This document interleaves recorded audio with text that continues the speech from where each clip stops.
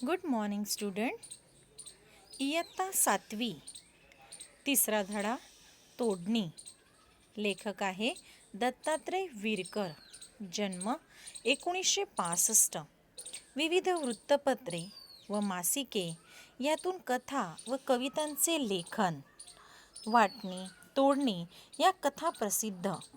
ऊस तोडणी कामगारांच्या समस्यांचे वास्तव या कथातून मांडले आहे. या धड्यात आपल्याला काय शिकायचे मुलींनो? तर ऊस तोडणारे जे कामगार असतात त्या कामगारांच्या काय समस्या आहे, त्या समस्यांचं वास्तव या कथेतून मांडण्याचा प्रयत्न लेखक दत्तात्रय विरकर यांनी केलेला आहे. वसंत व मीरा या ऊस तोडणी कामगारांच्या मुलांच्या मनातील शिक्षणाविषयीची तीव्र ओढ प्रस्तुत पाठात व्यक्त केली आहे.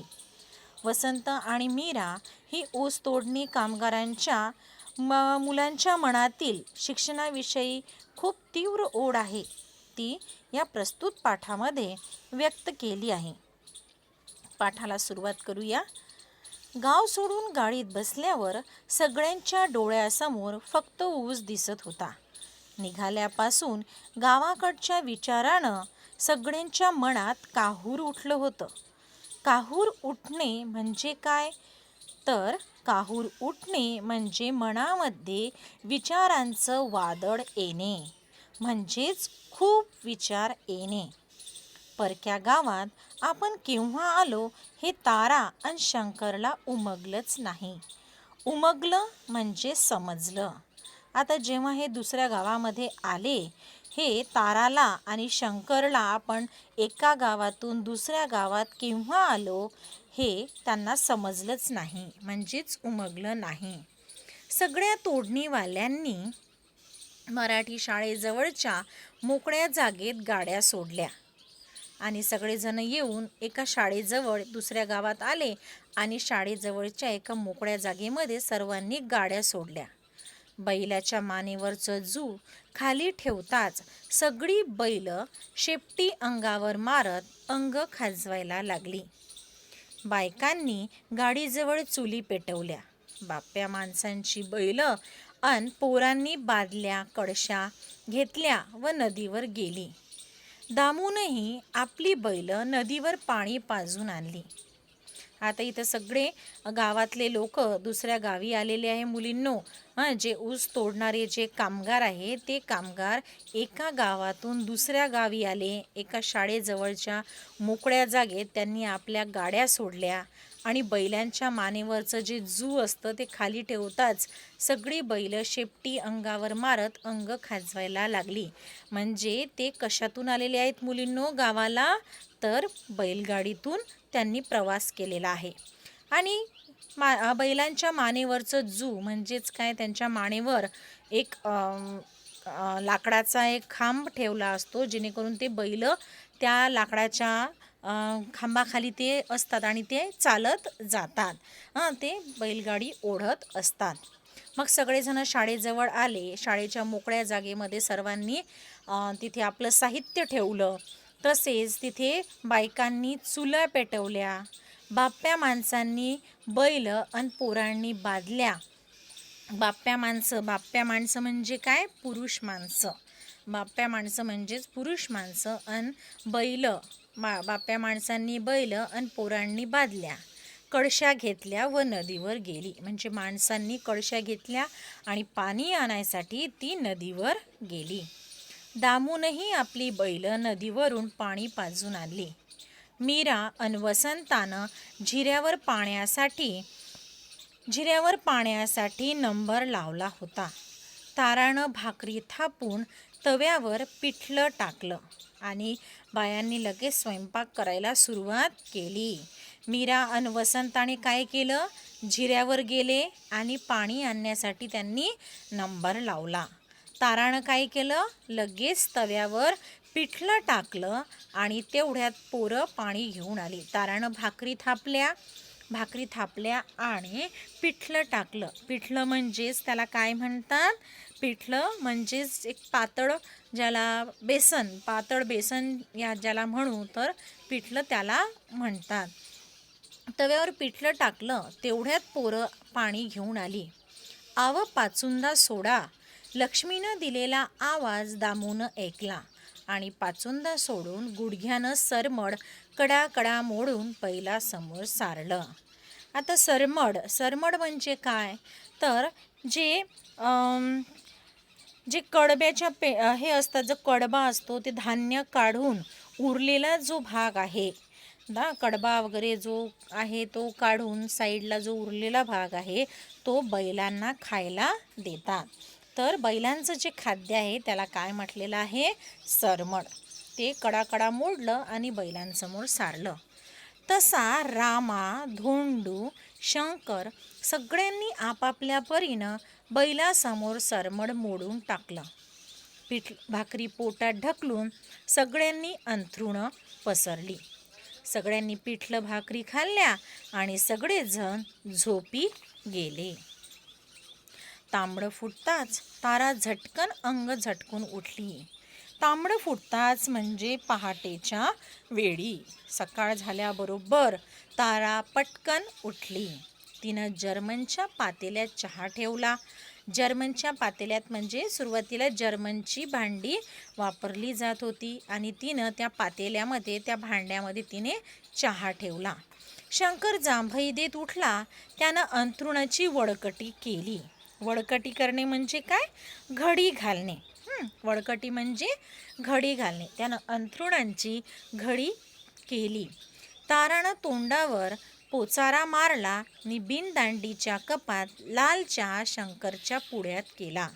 तारानं लगेच तोंडावर पोचारा मारला म्हणजेच ताराने तोंडावर पाणी घेतलं आणि लगेच तिने चहा मांडला. चहा शंकरच्या पुढ्यात केला. घ्या चहा घ्या. चहा म्हणजेच काय? चहा.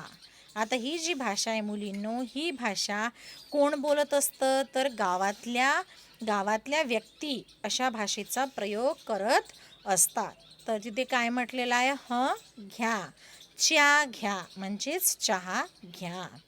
शंकरनं चहाचा कप हातात घेतला. शंकर, अरे ए शंकर, आर मामू चिठ्ठी देऊन गेलायत. थळात जायचंय, निघाया पाहिजे. दामूचा आवाज कानावर पडताच हा आलू असं म्हणून शंकरनं घटा चहा पोटात ढकलला. जसा दामूचा आवाज कानावर आला की चल आपल्याला लवकर निघायचं आहे, थळात पटकन पोचायचं आहे, तसंच शंकरनं घटा म्हणजेच पटापटा चहात पोटात ढकलला म्हणजे लगेच त्याने चहा पिला. सगळ्यांनी नदीच्या काठावर मोकळ्या रानात सामान उतरवलं आणि थळाचा रस्ता धरला.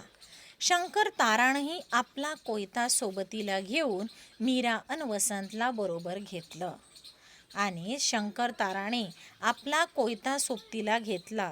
कोयता म्हणजेच काय की कापण्यासाठी जो विळा त्याचा वापर केला जातो त्यालाच कोयता असे म्हणतात. मग शंकर तारानेही आपला कोयता ज्याने पीक कापल्या जातं म्हणजेच विळा असा हा कोयता सोबतीला घेऊन मीरा अन वसंताला बरोबर घेतलं.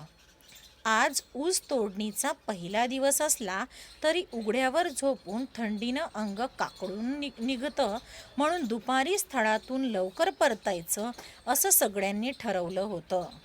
म्हणजे कोणते दिवस होते मुलींनो? तर थंडीचे दिवस होते.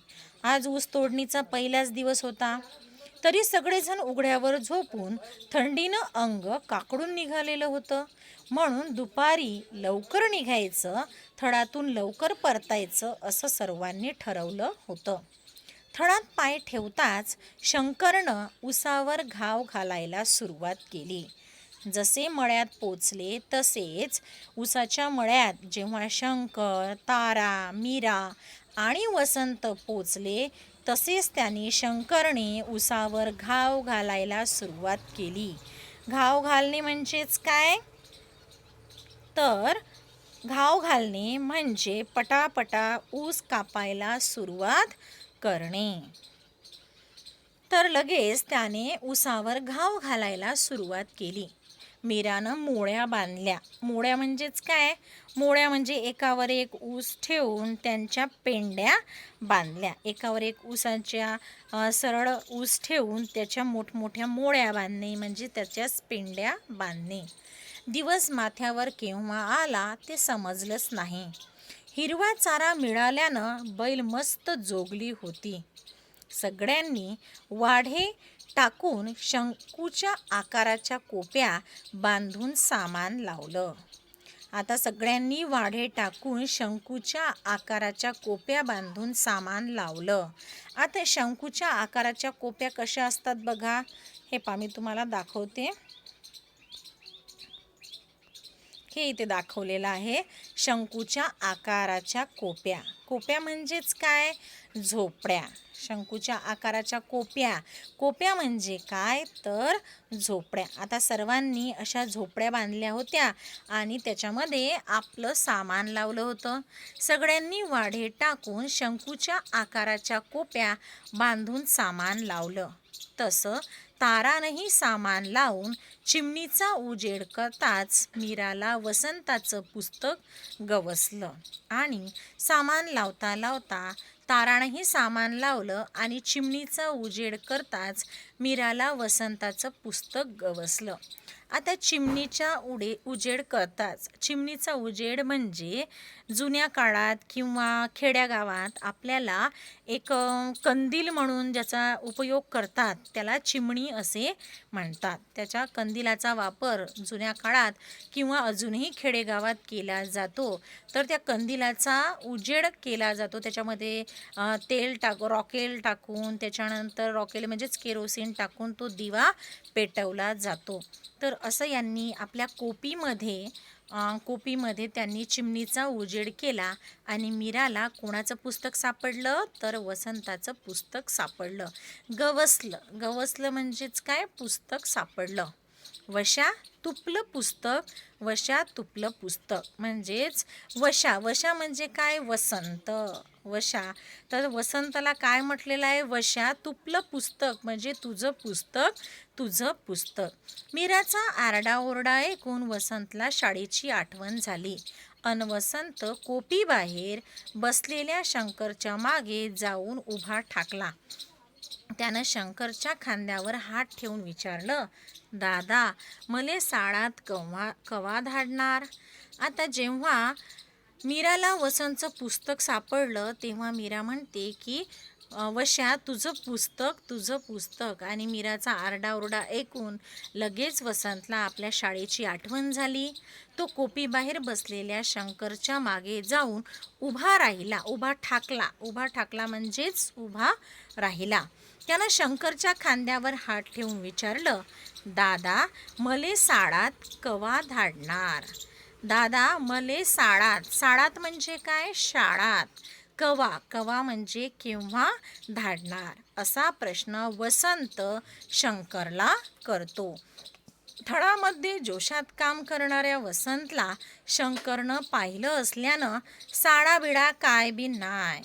आता जसं थळामध्ये छान जोशामध्ये काम करतो हे वसंत छान काम करतो हे शंकरनी पाहिलं होतं की वसंत चांगला ऊस कापतो आणि भराभरा ऊस कापतो हे त्याने पाहिलं होतं. आणि म्हणून तो शंकरला काय म्हणतो? शाळाबिळा काय बी नाही म्हणजे शाळाबिळा काहीही नाही.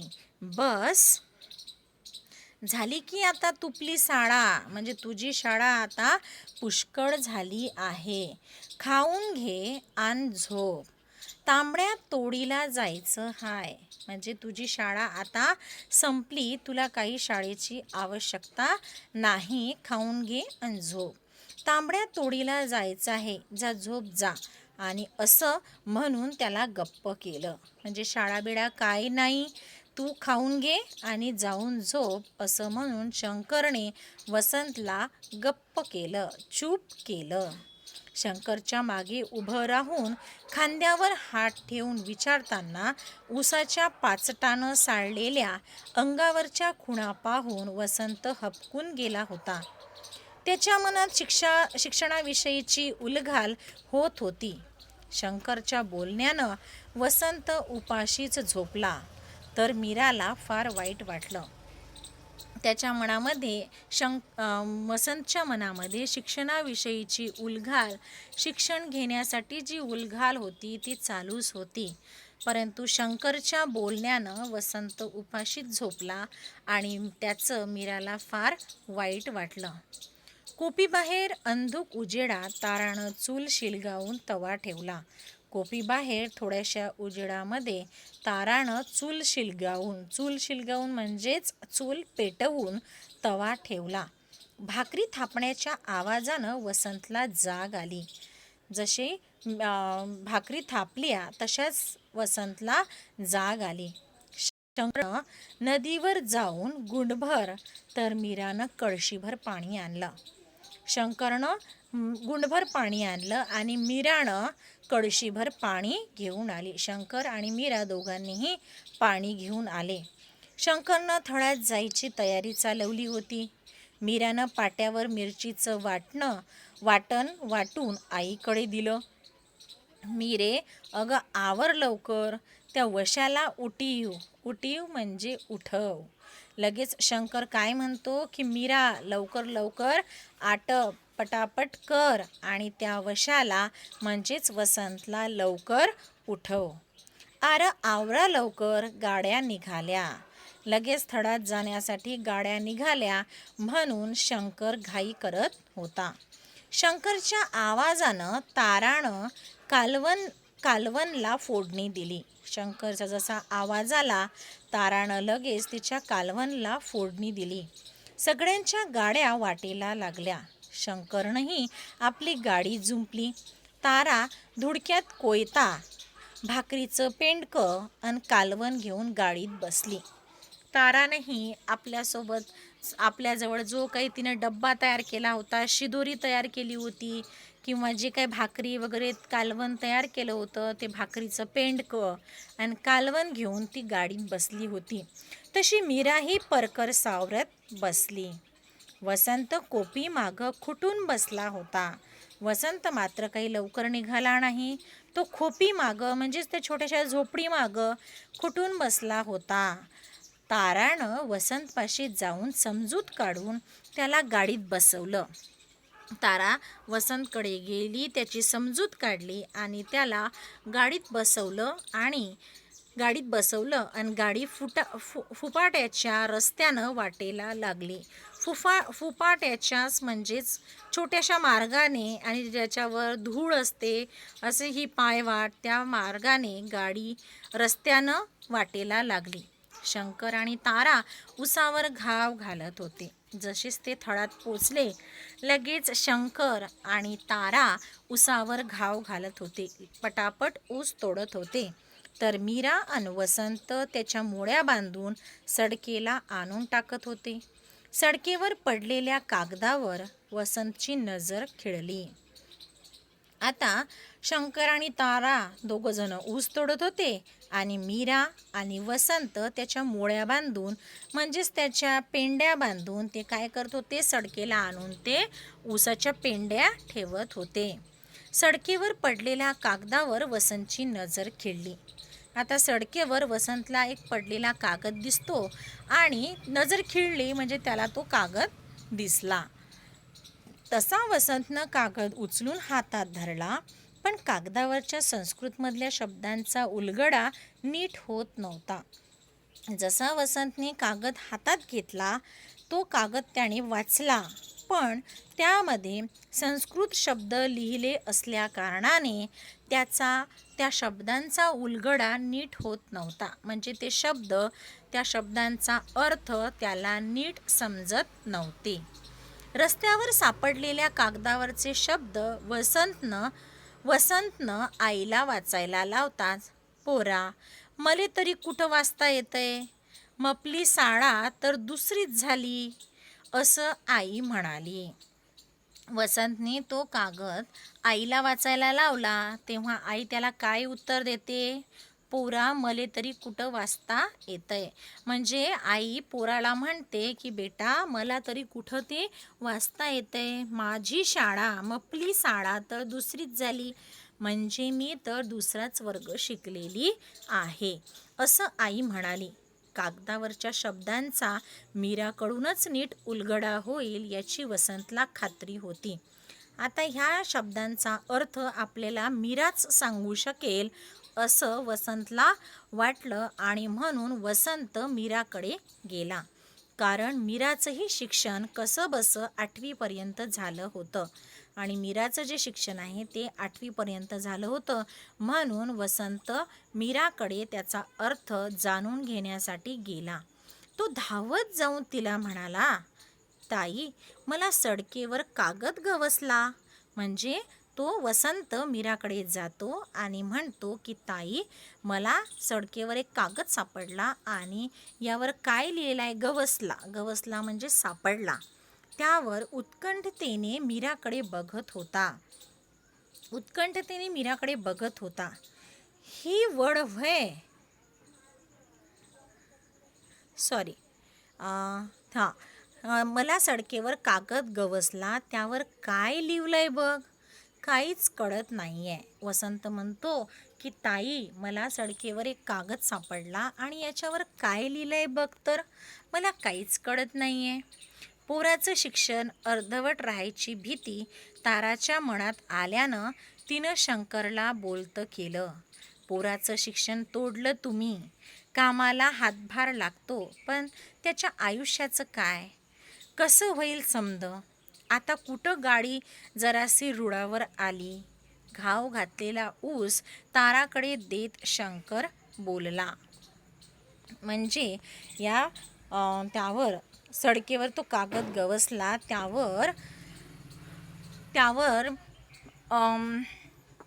म्हटलं की काय लिहिलंय बघ, तर काहीच कळत नाही आहे. पोराचं शिक्षण अर्धवट राहायची भीती ताराच्या मनात आल्यानं ताराला असं वाटलं की आपल्या मुलाचं शिक्षण अर्धवट राहील, म्हणून ती शंकरला तिनं बोलतं केलं आणि ती म्हणते की पोराचं शिक्षण तुम्ही सोडलं. त्याला कामाला हातभार लागतो म्हणून तुम्ही त्याला कामाला लावलं, पण त्याच्या आयुष्याचं काय? अगं होईल समद. आता कुठं गाडी जरासी रुळावर आली. घाव घातलेला ऊस ताराकडे देत शंकर बोलला. पण शंकरनी त्यावर काहीही व्यवस्थित प्रतिक्रिया दिली नाही आणि सगळं चांगलं होईल, सगळं समद चांगलं होईल म्हणजे सगळं चांगलं होईल, आता कुठं गाडी रुळावर आली आहे असं सांगून त्यानं तोडलेला ऊस ताराकडे देत शंकर बोलला. मीरानं डोक्यावरील मोळी खाली ठेवली. मीरा वसंतच्या हातातील कागद पाहू लागली. मीरानं आपल्या डोक्यावर जी मोळी होती ती खाली ठेवली आणि मीरा वसंतच्या हातातील कागद पाहू लागली. वसंत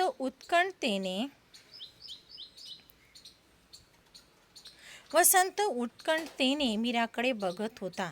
ही वळ होय. आणि नंतर मीरा त्या कागदाकडे बघते आणि त्यावर जे लिहिलेलं आहे ती बघते. उत्कंठतेने मीराकडे बघत होता. ही वळ होय. हे तर संस्कृतमधलं वाक्य आहे आणि ही तर संस्कृतमधली ओळ आहे. तमसो मा ज्योतिर्गमय असं लिहिलंय, म्हणजे असं लिहिलेलं आहे. मीरा म्हणाली, म्हणजे काय ग ताई? म्हणजे मीरा म्हणते की यावर संस्कृतमधलं वाक्य लिहिलेलं आहे आणि ते कोणतं, तर तमसोमा ज्योतिर्गमय. म्हणजे काय ग ताई? वसंतनं विचारलं. तरीही वसंतला त्याचा अर्थ उमगला नाही आणि म्हणून याचा अर्थ काय ग ताई असं वसंत मीराला म्हणतो. तमसोमा ज्योतिर्गमय म्हणजे अंधारातून उजेडाकडे. तमसोमा ज्योतिर्गमय याचा अर्थ होतो की अंधारातून उजेडाकडे, म्हणजे जिथे अंधार आहे त्यातून प्रकाशाकडे म्हणजेच उजेडाकडे. मीरानं सांगून टाकलं. म्हणजे ग ताई? पुन्हा वसंतनं विचारलं. आता तुला कसं सांगू? हे बघ वशा, तुला संस्कृतमधलं वाक्य वाचता आलं नाही म्हणजे अंधार, आणि पुढल्या वर्गात जाऊन शिकलास तर मीराचं बोलणं पुरं व्हायच्या आतच तर काय होईल वसंतनं विचारलं. तर वाचता येईल म्हणजे उजेड, म्हणजे अंधारातून प्रकाशाकडं, असं म्हणत मीरा माघारी फिरली. अशा प्रकारे मीराने वसंतला अंधारातून उजेडाकडे या वाक्याचा अर्थ सांगितला. म्हणजे वसंतला जर वाचता आलं नाही म्हणजे अंधार आणि वाचता आलं म्हणजे प्रकाश. तर अशा प्रकारे मीराने वसंतला तमसोमा ज्योतिर्गमयचा अर्थ अगदी व्यवस्थितपणे समजावून सांगितला. तितक्यात वसंतनं मीराचा हात धरून थांबवत म्हटलं, अगं पण दादानंच शिक्षण तोडलं तेव्हा वाचायला तरी कसं येणार? ताई, काही झालं तरी मी शिकणारच. पण दादानं शिक्षण तोडलं तेव्हा वाचायला तरी कसं येणार? वसंत म्हणतो की शंकरनी म्हणजेच दादानं माझं शिक्षण तोडलं तर मला वाचायला कसं येणार? ताई, काही झालं तरी मी शिकणारच. वसंत म्हणतो. या वाक्यावरून त्याची उत्कंठा, त्याची दांडगी इच्छा, शिक्षणाबद्दलची तीव्र आकांक्षा त्याची दिसून येते की तो आपल्या ताईला म्हणतो, मीराला म्हणतो की ताई, काही झालं तरी मी शिकणारच. त्याचं हे बोलणं ऐकून तडातडा तुटणाऱ्या उसागत वसंतचंही शिक्षण तुटत असल्याची जाणीव शंकरला झाली.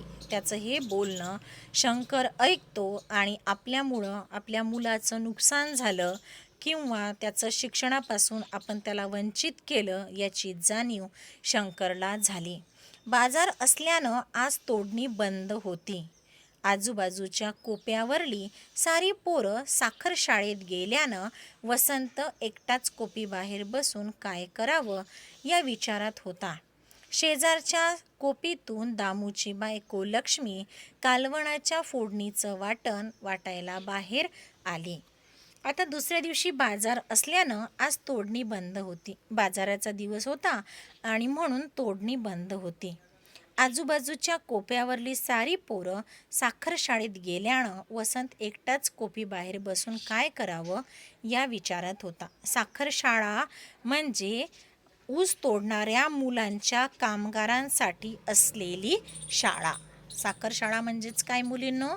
तर ऊस तोडणारे जे कामगार असतात त्या कामगारांच्या मुलांसाठी जी शाळा राबवली जाते त्याला साखर शाळा असे म्हणतात.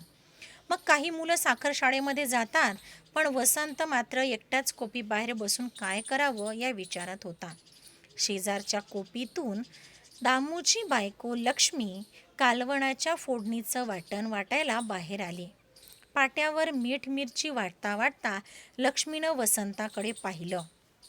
वशा, तू आज शाळेला नाही गेलास वैर?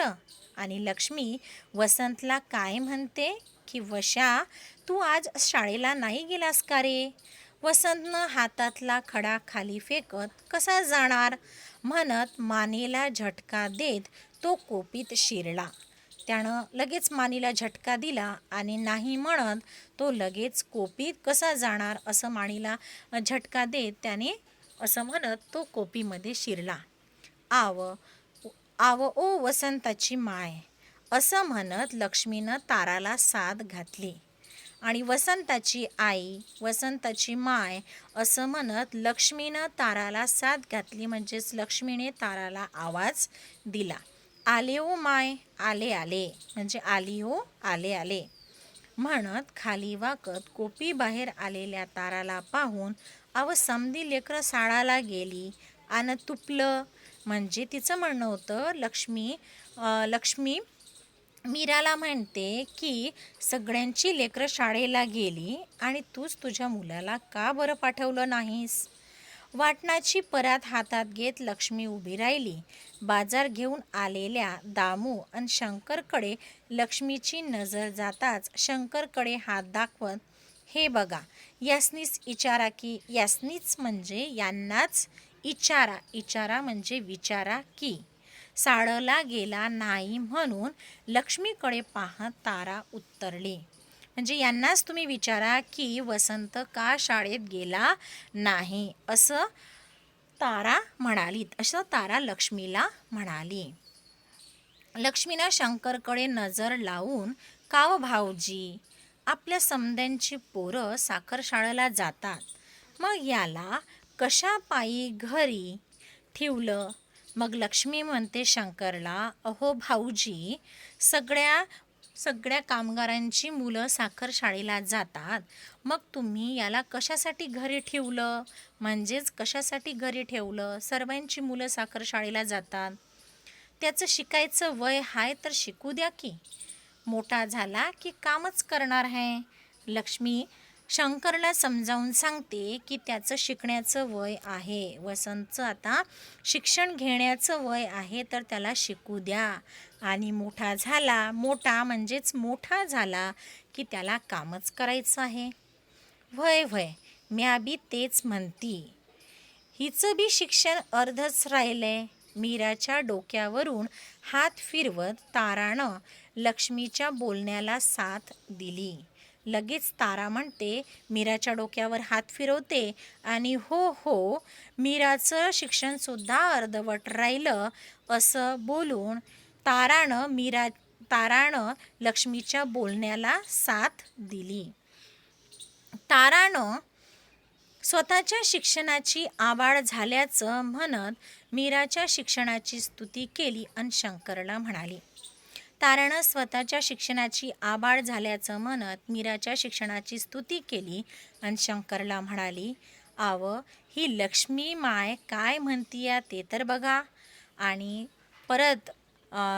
परत तारा लक्ष्मी काय म्हणते ते शंकरला समजावून सांगण्याचा प्रयत्न करते की अव ही लक्ष्मी माय काय म्हणतीया ते तर बघा. म्हणजे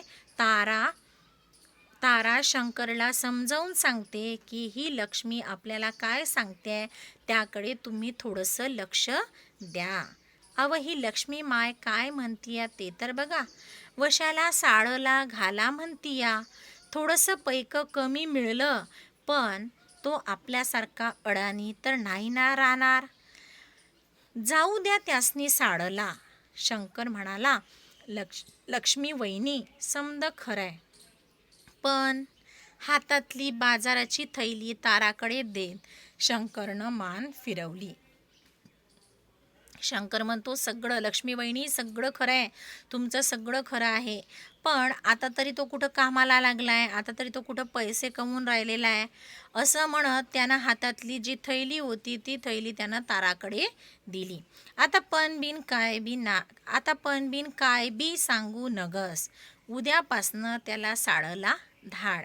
म्हणजे लक्ष्मी म्हणते की आता पण बिन काही सांगू नका, उद्यापासनं शंकर भाऊजी तुम्ही वसंतला शाळेला पाठवा. आता पण बिन काय बी सांगू नगस, उद्यापासनं त्याला साळला धाड. सगळं बोलणं ऐकल्यानं दामूनं तोंड उघडलं. कोपी बाहेर चाललेलं सगळं बोलणं आपल्याविषयी असल्यानं वसंतला उभारी आली. वसंत हे कोपी बाहेर बसून सगळं काही ऐकत होता आणि आपल्याबद्दल सगळं बोलणं सुरू आहे हे त्याला समजत होतं. आणि तो म्हणतो, ते सगळं ऐकत होता आणि आपल्याबद्दलच हे सगळेजण बोलून राहिले आहे हे ते ऐकत होता आणि तो त्या गोष्टीकडे त्याचं सगळं लक्ष होतं. वसंतला उभारी आली आणि तो कोपी बाहेर येऊन उभा राहिला. हे ऐकून लगेच वसंत कोपी बाहेर आला. आता समधीच म्हणत्यात तर जाऊ द्या, नाही म्हणू नका, पुढला विचार करा, तारा म्हणाली. तारासुद्धा शंकरला समजावून सांगते की सगळेच जण म्हणतात म्हणून तुम्ही आता माघार घेऊ नका आणि वसंतला शाळेमध्ये जाऊ द्या. ये पोरा ये म्हणून त्याला जवळ घेत तारानं वसंतला कुरवाळलं आणि ये पोरा ये असं करून तारानं लगेच वसंतला जवळ घेतलं आणि त्याला कुरवाळलं. आता तुम्ही समधीच म्हणत्यात तर म्या तरी कशाला आडवा येऊ?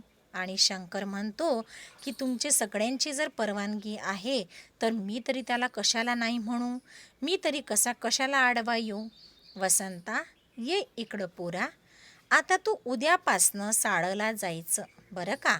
आणि शंकरसुद्धा तयार होतो आणि वसंतला उद्यापासून शाळेला जाण्याची परवानगी देतो. हे बघ, पुढल्या बाजारी आपण तुझ्यासाठी पेन आणू. वसंतला जवळ घेऊन पाठीवरून हात फिरवत शंकर म्हणाला. शंकर म्हणतो, वसंतला जवळ घेतो आणि पुढल्या बाजारी गेल्यानंतर आपण तुझ्यासाठी पेन आणू असं म्हणत त्याच्या पाठीवरून हात फिरवतो. मीराच्याही आनंदाला पारावार राहिला नाही. पारावार नसणे म्हणजे अत्यंत आनंद होणे किंवा खूप आनंद होणे. तिचेही डोळे पाण्यानं भरले. वसंतनं लगेच मित्रांना गाठलं. आता म्या शाळेला येणार असं वसंता सगळ्यांना सांगत सुटला. म्हणजेच असं आता वसंतला खूप आनंद झाला. आता मी सुद्धा उद्यापासून शाळेला येईल असं तो सांगत आपल्या सगळ्या मित्रांना उद्यापासून मी शाळेला येणार असं सांगत वसंता सगळ्या मित्रांना सांगत सुटला. त्याच्याही आनंदाला पारावार राहिला नाही. मुलींनो, माझा व्हिडिओ जर तुम्हाला आवडला असेल तर लाईक करा, शेअर करा, सबस्क्राईब करा आणि बेल आयकॉनवर क्लिक करा, जेणेकरून तुम्हाला पुढचे व्हिडिओ तात्काळ मिळतील आणि लगेच तुम्हाला पाहण्यास सोपी पडेल. Okay, have a nice day. Thank you. Have a nice day.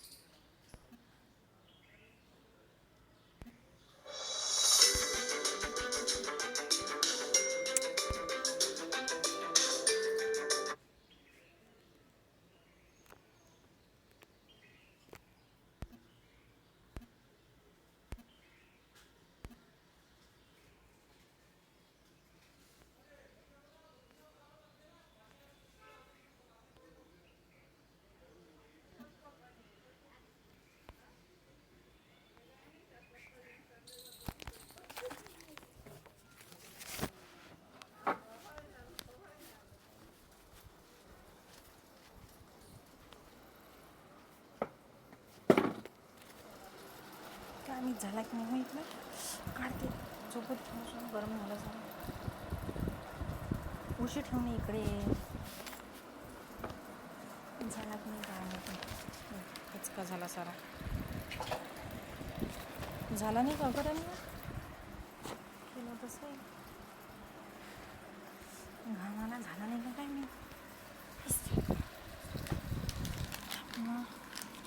कशामध्ये होतो राणी हा.